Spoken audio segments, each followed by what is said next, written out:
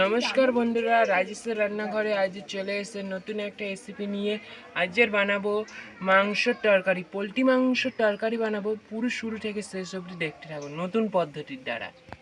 এই দেখো কত বড় পোলট্রিটা সকালবেলা এনেছি। এটা এবারে কুটে নেবো। পোলট্রিটা মাংসটা কুটে নিচ্ছি।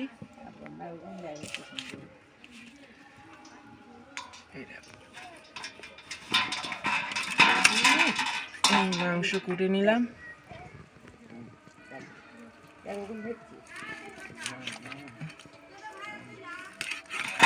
কুটা পুরো দেখাবো। এই দেখো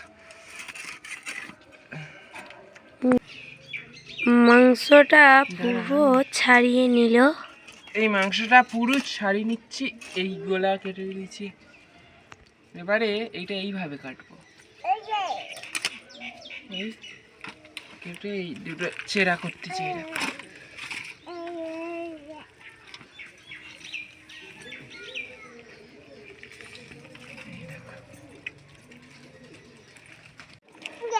বল, এরকম সব ছাড়িয়ে নিচ্ছি। এবারে এই মাংসটা কেটে নেবো। এখানে রেখে দিচ্ছি মাংসটা। বল, এই মাংসগুলো এবারে ভালো করে কুটে নেবো।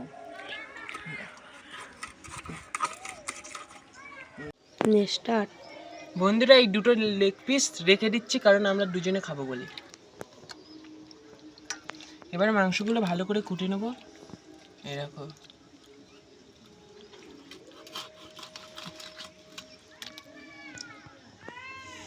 ছালটাও ছাড়িয়ে নেবো কারণ ছাল দুগুনি ছাল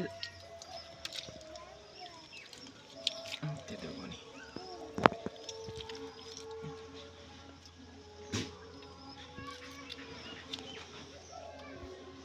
এই দেখো এইভাবে কুটে নেবো গোলাটা। বল, সব একই ভাবে সব একই পদ্ধতি করে নেবো। দেখতে রেডি। এইটা আমি চেরা করে নিচ্ছি কারণ বুটিটার ধার নিয়ে অত। তোমরা সাবস্ক্রাইব করলে একটা বুটি কিনবো ভালো।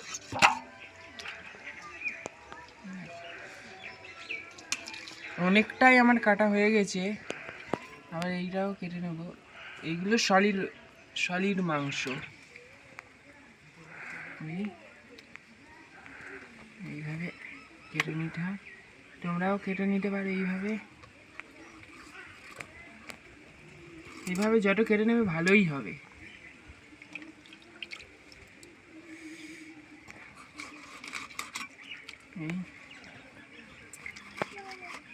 কেটে নিচ্ছি ভালো। দেখো সব মাংসগুলো কাটা হয়ে গিয়েছে। এইগুলো এবার হালকা করে চেরা করে দেবো কারণ ঝাল নুন ঢোকার জন্য। চেরা করে দিচ্ছি। এইটাও দেবো।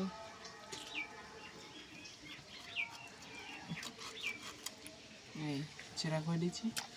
ঝাল দিয়ে দেবো।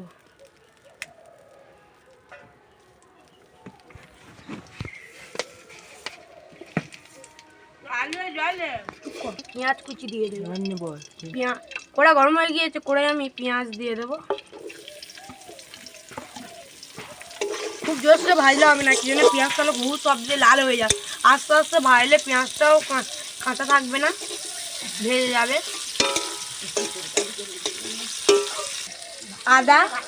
আদা রসুন দুটোই আছে এর মধ্যে, দিয়ে দেব আদা রসুন। এটা লবণ, স্বাদ মতন লবণ দিয়ে দিলাম, দিয়ে নাড়তে থাকবো।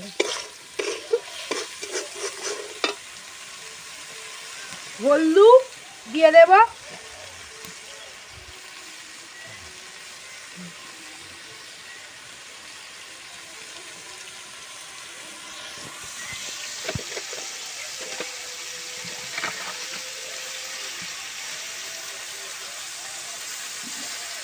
তেজপাতা, লঙ্কার গুঁড়ো,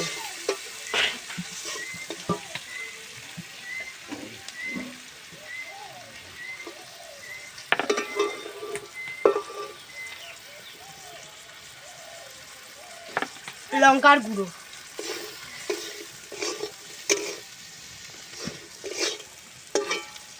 ওর মধ্যে অল্প করে জল দিয়ে দেবো, বেশি দেবো না, মানে একটু করতে হবে, এই জলেই হয়ে যাবে, মানে গ্যাভির মতন করতে হবে।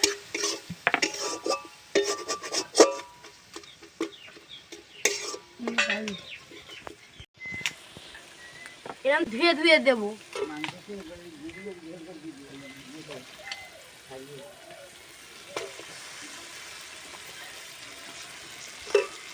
এরমও দেবে, আবার আমি এরম নাড়বো।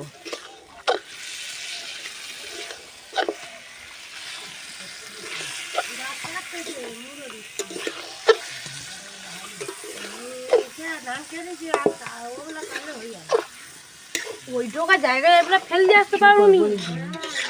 এই ভালোভাবে নেড়ে নিতে হবে এইগুলো।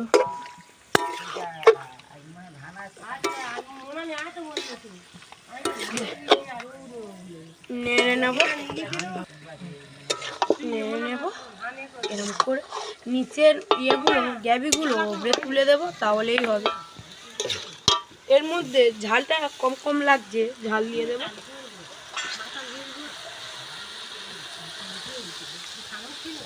অল্প ঝাল দিয়ে দেবো, দিয়ে কষতে থাকবো 1 থেকে 2 মিনিট কষে, তারপরেই আমি আলু, মানে 2 মিনিটের মধ্যেই আমি আলু দিয়ে দেবো, দিয়ে আলুও কষবো, কষতে কষতে জল দিয়ে দেবো। এখন কষতে থাকবো।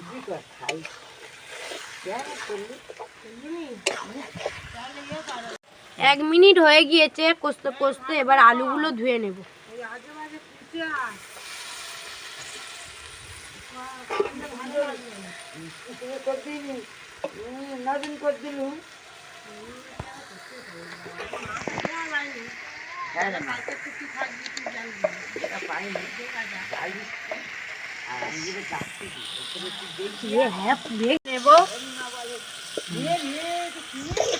আলু দিয়ে এইভাবে মাখিয়ে নেবো ভালো করে, দেখতে থাকো তোমরা। এই দেখো কত সুন্দর করে মাখাচ্ছি আমি।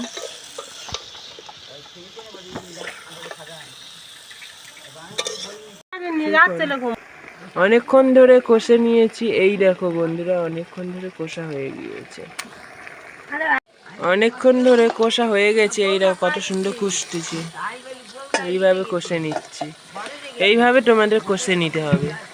কষা হয়ে গিয়েছে, এবারে আমরা চাপা দিয়ে দেবো। চাপা দাও, চাপা দিয়ে দিলাম। এবার খুলে দেখবো বন্ধুরা, এই দেখো, এবার একটু নেড়ে দিতে হবে।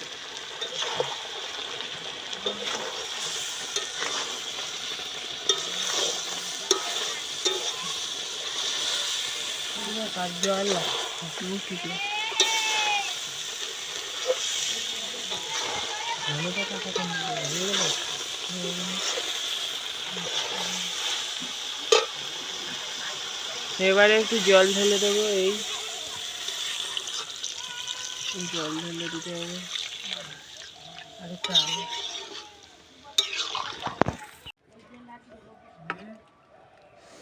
এবারে চাপা দিয়ে দেবো,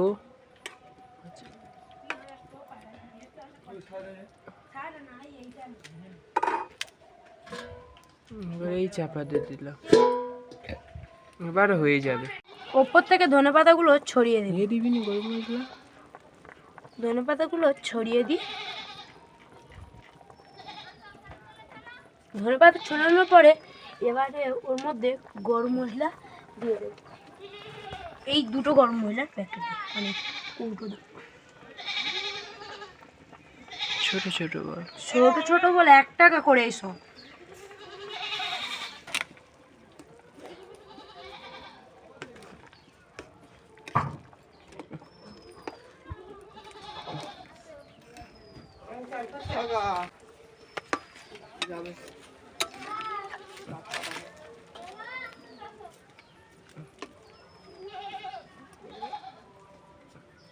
লেগ পিসটা খেয়ে দেখি কেমন হয়েছে মাংসের তরকারি।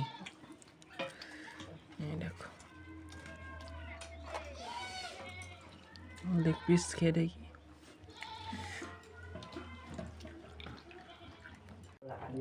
লেগ পিসটা দিয়ে গরম ছিল বলে একটু দেরি করেছি। এবার মাখিয়ে খেয়ে দেখি।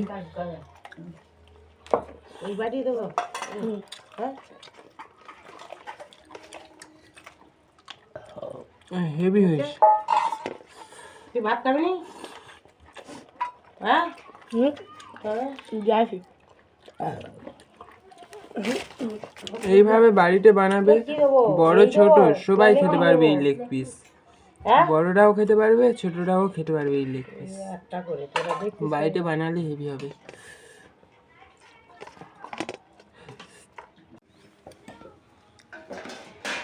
সাবস্ক্রাইব করবেন, কমেন্ট করবেন, লাইক করবেন আর নিত্য নতুন ভিডিও দেখতে থাকবেন।